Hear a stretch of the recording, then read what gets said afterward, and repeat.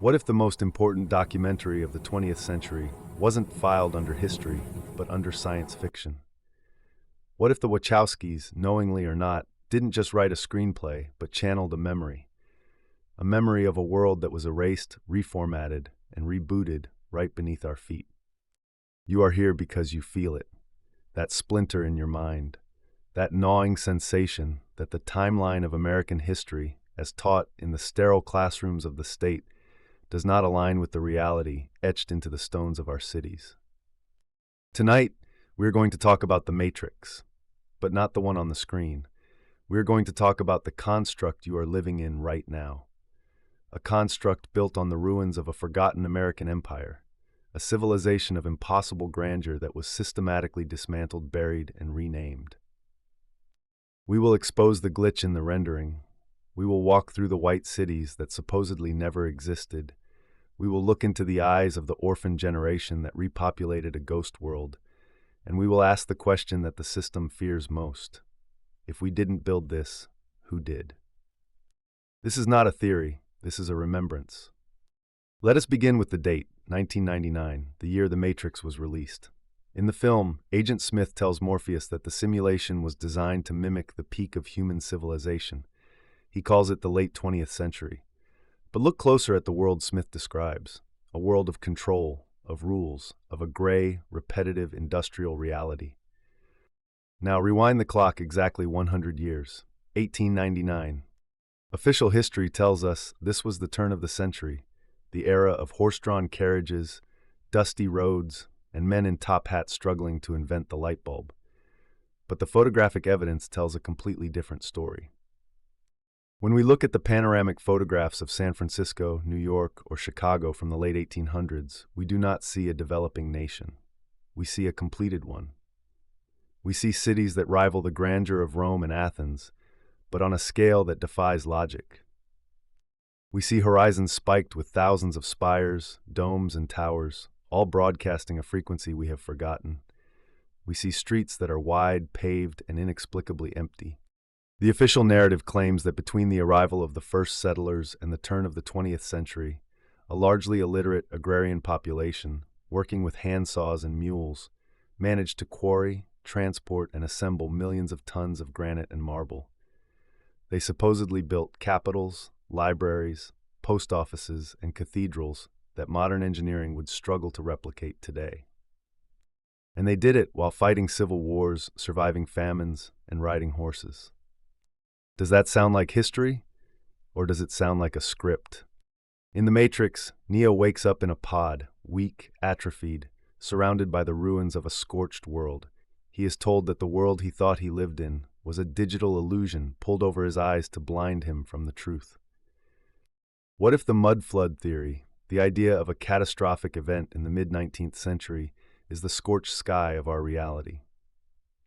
Imagine a civilization, a global empire often referred to as Tartaria or simply the Old World, that spanned from Russia to the Americas. A civilization that had mastered free energy, atmospheric electricity, and acoustic resonance. And then something happened. A war, a cataclysm, a judgment. The population was wiped out. The cities remained, standing silent and empty. The system, the parasite, the controllers, the architects of the new Matrix moved in. They didn't build the cities, they inherited them. They dug them out of the mud. They rebooted the grid, but they put a meter on it. They took the free energy towers and wired them for electricity, charging us for what was once provided by the ether. They introduced a new population, us, the batteries. The movie The Matrix is a metaphor for the 19th century reset. The agents are the historians, the enforcers of the narrative, protecting the illusion. The code is the false timeline they invented to explain the impossible architecture surrounding us. When you walk through downtown Manhattan, or look at the Capitol building in DC, you are looking at the background textures of a previous save file. You are walking through a graveyard of giants, convinced by the simulation that your ancestors built it with wooden pulleys. The lie is so big, so all-encompassing, that to question it feels like madness. But once you see the glitch, you cannot unsee it. Let us zoom in on the American landscape. We are told that the United States is a young country, a nation of pioneers who tamed the wilderness. We are fed the myth of the log cabin, the cowboy, the rugged individualist. Yet, in every major American city, and even in the small towns of the Midwest, there stands a courthouse, or a post office, or a state capitol that looks like it was teleported from ancient Greece. Take the Capitol building in Washington, D.C. We are told its cornerstone was laid in 1793. We are told it was built by a fledgling nation that barely had a standing army. Look at the size of the columns. Look at the rotunda. The complexity of the masonry requires a level of mathematical and engineering mastery that takes centuries to develop. Yet we are to believe it popped up in a swamp, built by men who were ostensibly farmers and revolutionaries. Move west. Look at the Salt Lake City Temple. The official story is that Brigham Young and a group of persecuted pioneers, fleeing into the desert with handcarts, built a granite structure that weighs millions of tons. They supposedly dragged these stones from a canyon 20 miles away using oxen. Have you ever tried to move a 10-ton block of granite with an ox? The physics do not work. The logistics do not add up. The timeline is a farce. And it is not just the big cities. Go to Galveston, Texas. Go to Helena, Montana.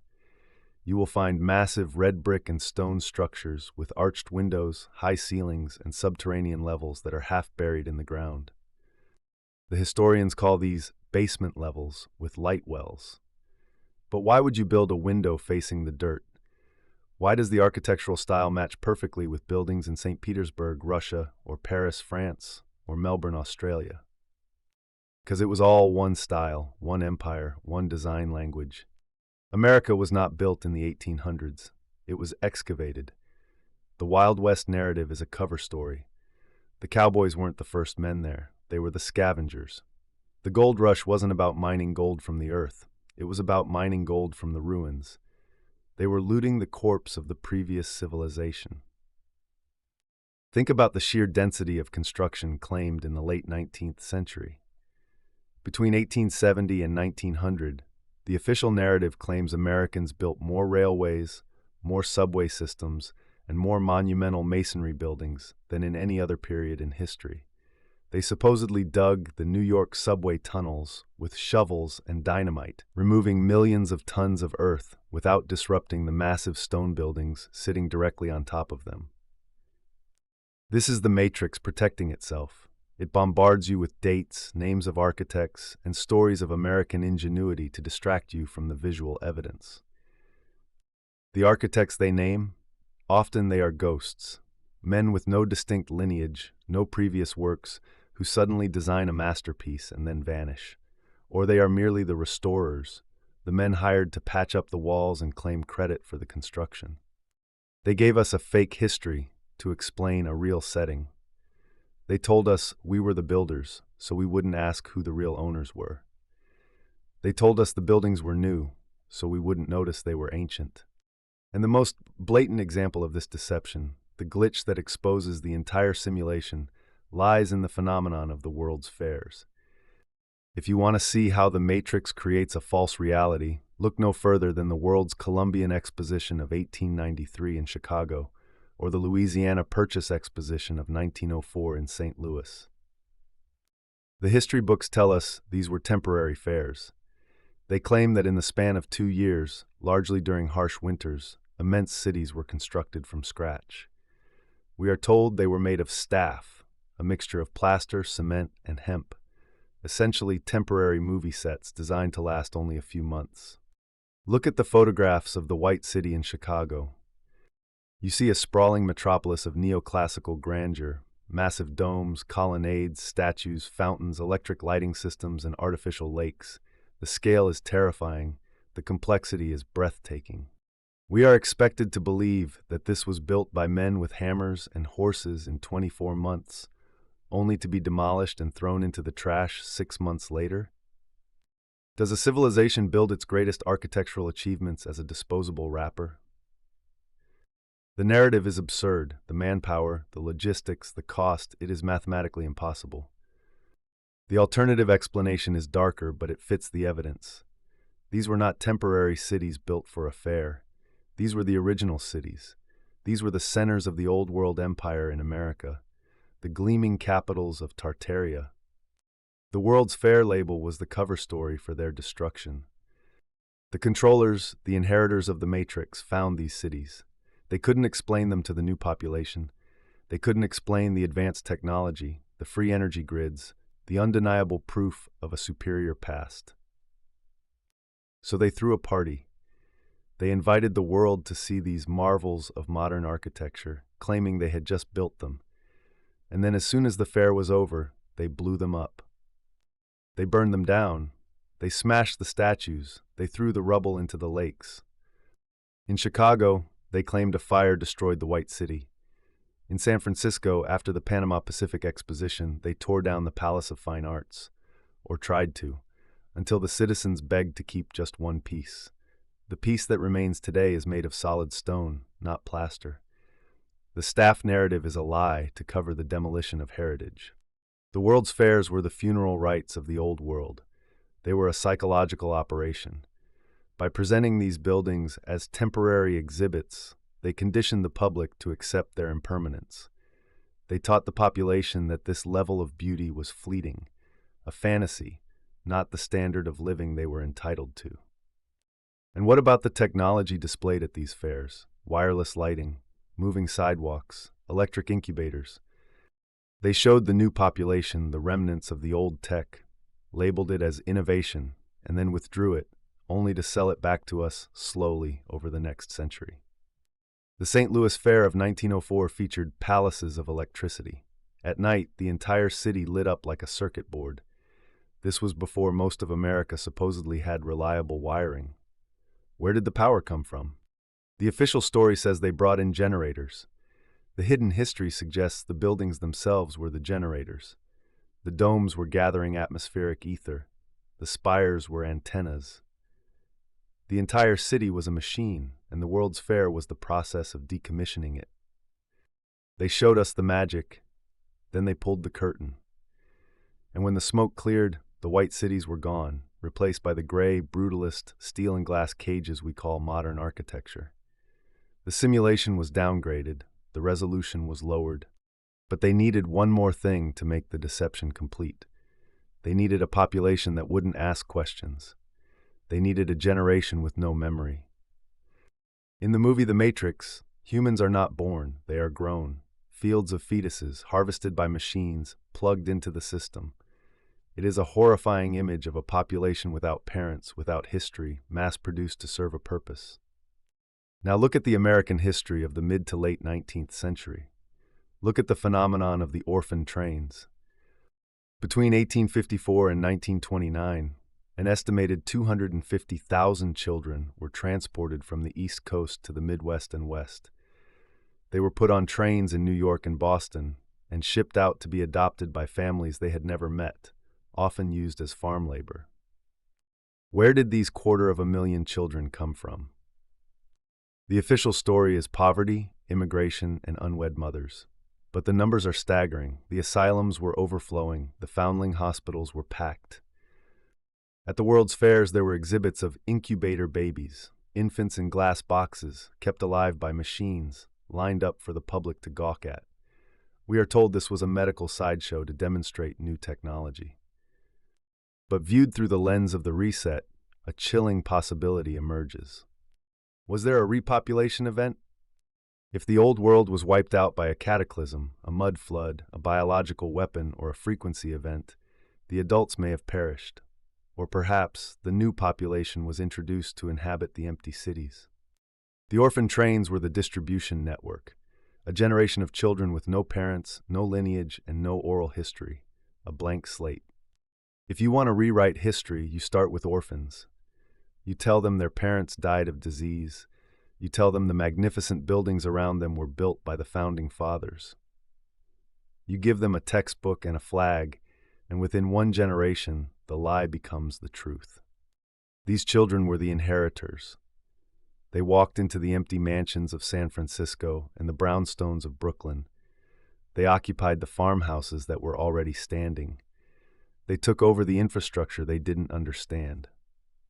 This explains the strange disconnect in 19th century photographs.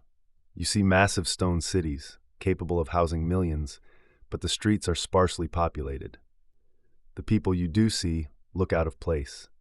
They are wearing ill-fitting clothes, standing next to mud-covered carts, dwarfed by the architectural giants behind them.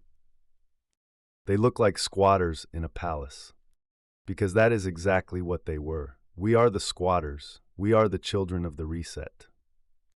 The matrix in our reality is the education system established during this exact period.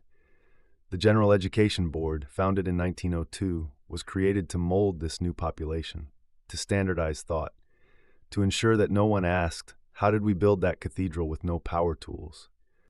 They replaced the history of the empire with the history of the pioneer. They replaced the science of the ether with the science of combustion. They severed the link to the ancestors. The horror of the pod scene in the Matrix is that the humans are isolated, fed a dream, while their energy is harvested. Look at the modern American worker, disconnected from the land, disconnected from the past, working to pay for electricity that was once free, living in drywall boxes while the stone palaces of the past are demolished or turned into government offices. We are the batteries. Our labor maintains the illusion. Our belief sustains the timeline. In the film, Morpheus holds up a battery and tells Neo, the machines found all the energy they would ever need. In our reality, the energy was already here. The old world did not burn coal to boil water. They did not split atoms to create toxic waste. They understood the Earth for what it is, a circuit board. The Earth has an electromagnetic field. The ionosphere is positively charged. The ground is negatively charged. There is a potential difference of hundreds of thousands of volts existing between the sky and the ground. The cathedrals, the obelisks, the state capitals with their gold-leafed domes, these were not merely religious or governmental symbols. They were utility poles. The architecture was the technology. Stones contain quartz. Quartz is piezoelectric. When under pressure, it creates a charge. The geometry of the Gothic arches, the rose windows, cymatic patterns, the iron ties inside the masonry, everything was designed to channel, focus, and distribute this atmospheric energy. Wireless towers. Tesla didn't invent this, he rediscovered it. He was trying to hack back into the old world grid, that's why JP Morgan shut him down. You can't put a meter on the ether, you can't sell what is everywhere. The matrix we live in is an economic prison built on the suppression of this free energy. Look at the old photos of American cities at night in the 1880s. They are glowing. No power lines, no smog, just brilliant, radiant light. We are told it was gaslight, but gas flickers, it is yellow and dim. The light in these photos is white and blinding. Look at the fireplaces in the old mansions. 2 huge iron andirons, a metal backplate, no chimney flue or a flue that has been bricked up. Were these really for burning wood, or were they ionization points? Radiant heat emitters powered by the grid of the house. When the parasite took over, they systematically dismantled this tech. They removed the antennas from the tops of the spires, often labeled as lightning rods or crosses. They stripped the gold and copper from the domes. They filled the resonant chambers with concrete. And then they introduced the wires. The electrification of America in the early 20th century wasn't progress, it was a cage. They strung ugly black wires across the beautiful stone facades. They drilled holes into the ancient masonry to install meters. They shifted humanity from a clean, resonant, abundant energy source to a dirty, scarce, explosive one. Why? Because scarcity creates control. If you have free energy, you don't need to work 40 hours a week to stay warm. You have time to think. You have time to create. You have time to realize you are in a simulation. The controllers couldn't have that, so they destroyed the tech. The San Francisco earthquake of 1906, the Great Chicago Fire of 1871, the Boston Fire. Notice a pattern?